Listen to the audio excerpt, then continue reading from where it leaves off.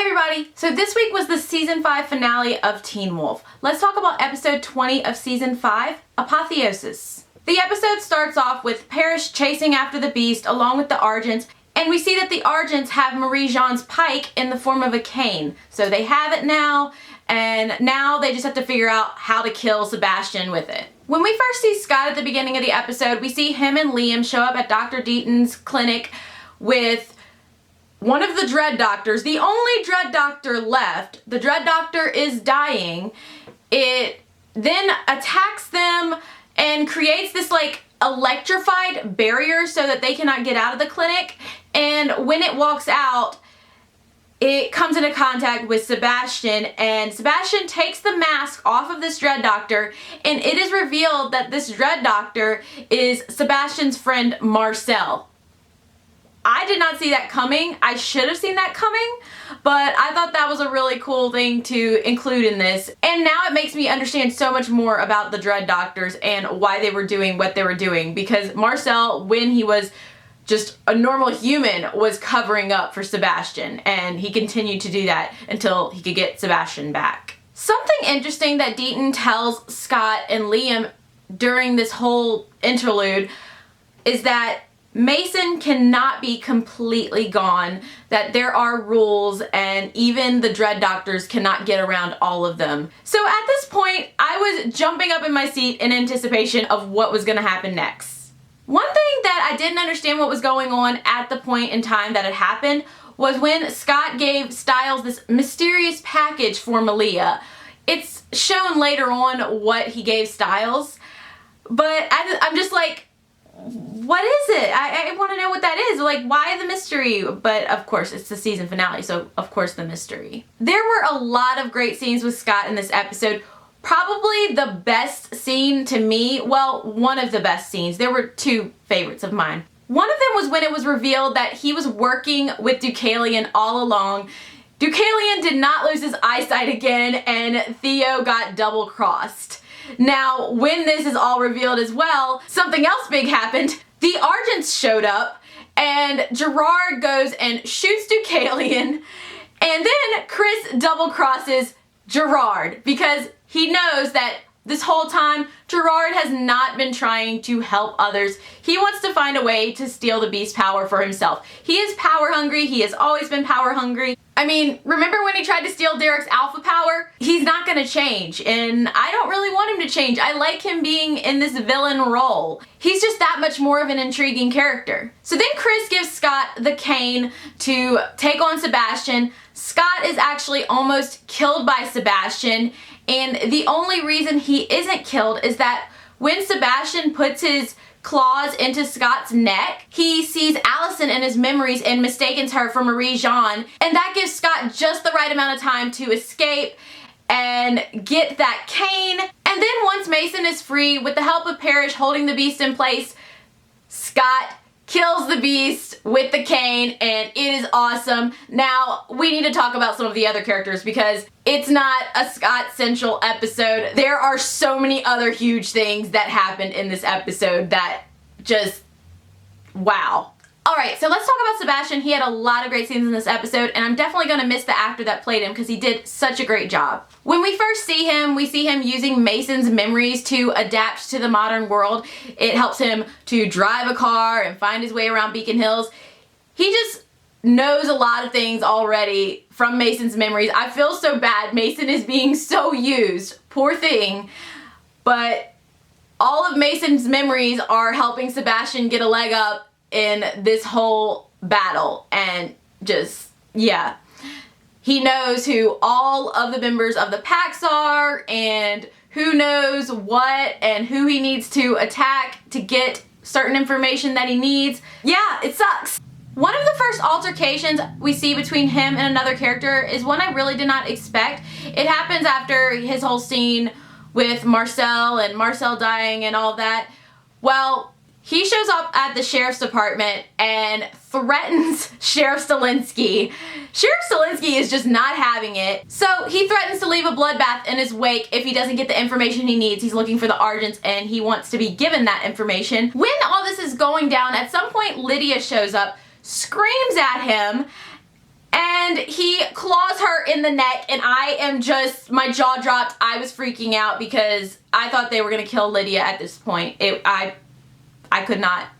Nope, I was not okay. I was not okay at this point in time. Another thing that happened in there at that time that we haven't been really told exactly what happened, but I guess she was okay. It looked like he was gonna attack Hayden's sister because she was pointing a gun at him, but I guess she was all right. At the end of the scene, Hayden shows up and he takes her to try and find the Pike and to figure out what all's going on. In the course of all the scenes between him and Hayden, he finds out more about hellhounds and that Parrish is the hellhound, and he then attacks Hayden, and yeah, poor Hayden.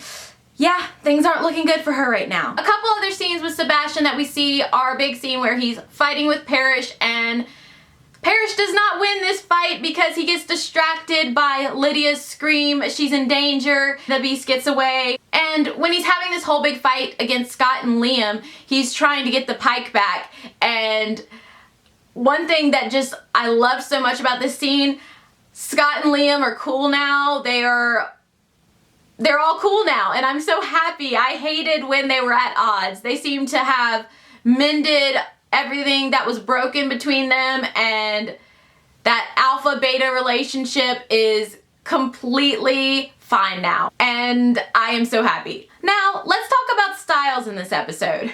When we first see Stiles, we see him asking Deaton about the vanishing twin syndrome, and they're still trying to figure out how to get Mason back at this point, and it's just got me freaking out. The whole episode, I was freaking out, hoping that they could get Mason back because I just love his character. Another great scene with Stiles was a very Stydia scene.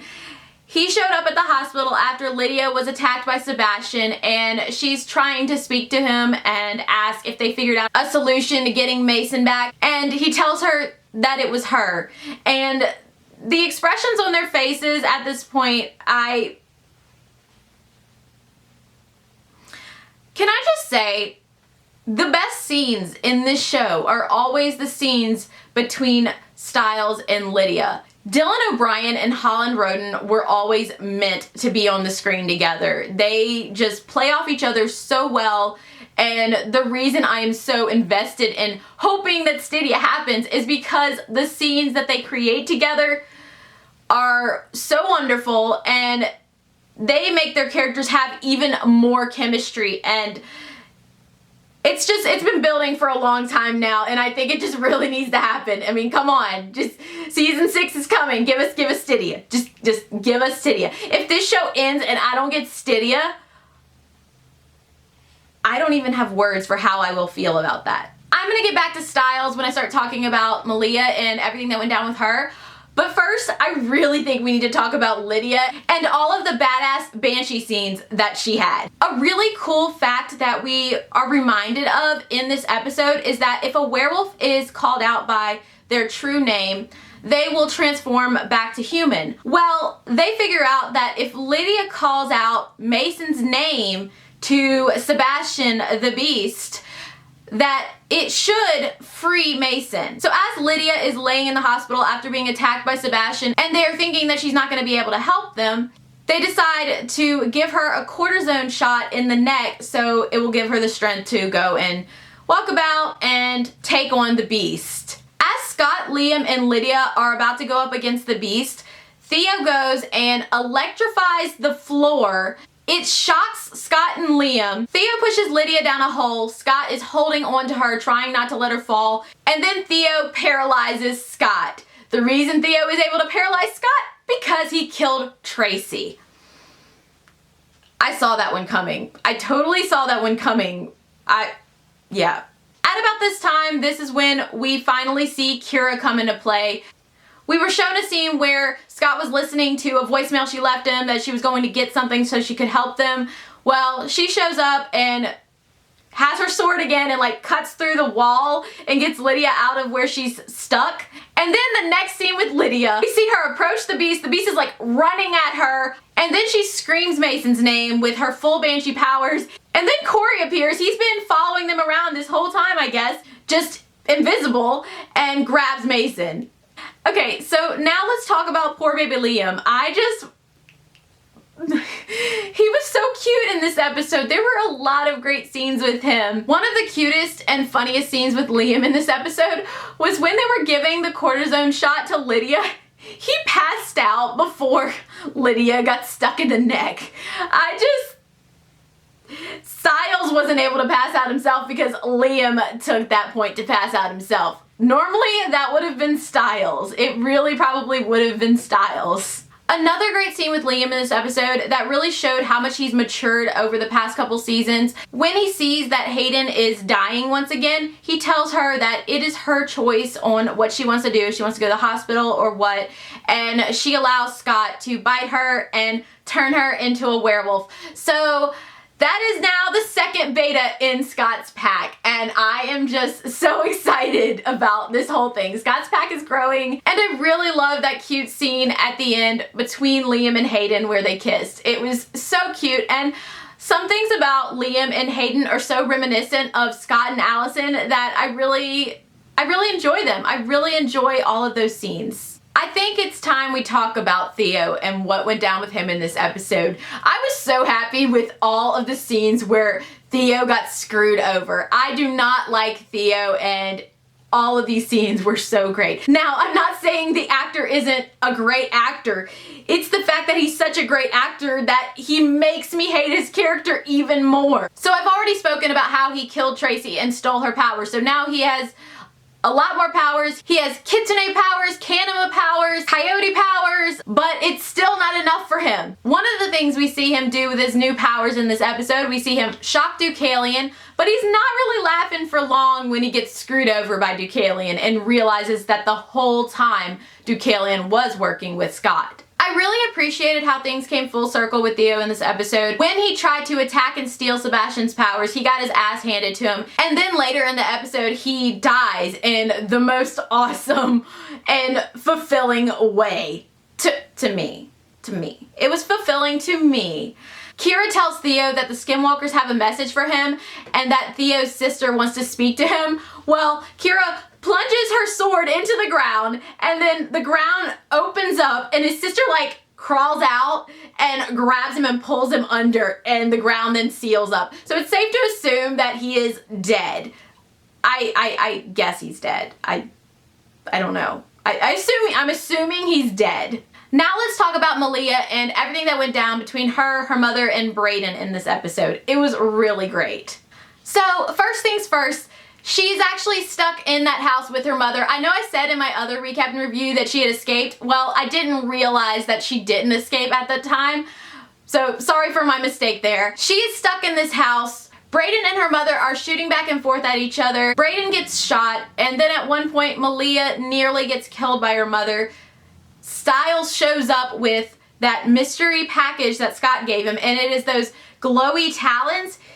After Stiles was thrown to the ground and he got like a glass shard in his chest, he tosses Malia those talons, and Malia stabs her mother with them and absorbs all of her power. The feels were real, and I just wanted to give Malia a hug.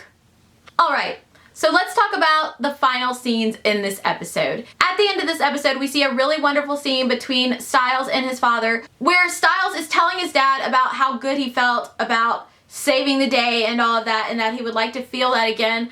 And his dad says, "Welcome to your future in law enforcement." I totally saw that coming, and I think that would be really great to see. In a final scene between Stiles, Lydia, and Scott, we see Stiles tell Lydia about how Allison saved Scott's life. Lydia looks completely shocked when she's told this, and Stiles continues to explain to her how when Sebastian had his claws in Scott's neck, he said Marie-Jeanne, and they surmised that Marie-Jeanne and Allison looked exactly alike. So, even though it wasn't Allison alive saving his life, the memory of her saved Scott's life. And it was great. I loved it. Now, the final scene between Scott and Kira in this episode, I didn't understand exactly fully what was going on. We see them back in that desert area where the Skinwalkers are, and Kira says she doesn't know how long she will be. So I'm guessing that she's going to be trained, controlled by the Skinwalkers, or she has to be a Skinwalker for a certain amount of time to repay them for their help. I really don't know which of these is actually what's going down, but I'm hoping that she is being trained controlled and that she will be back in time for season 6. There's really only one more thing that happened in this episode that I need to touch on. It was the final scene, and we see that tube that the Dread Doctors had a being in that they were absorbing power from to stay immortal is empty. It's empty. The being woke up or something and just strolled on out. We see his footprints, and I don't know if he's going to be the big bad for the next season or what, but I'm really interested to learn more about this character. All in all, season 5B was really great, and it made everything that happened in 5A worth it. So now I love season 5, and I'm so happy that all of the Dread Doctors are gone, Theo is gone, and we can start with something new. Such a great season. I hope y'all enjoyed this recap and review. Continue to comment, like, and subscribe, and I will talk to y'all later. Bye, guys.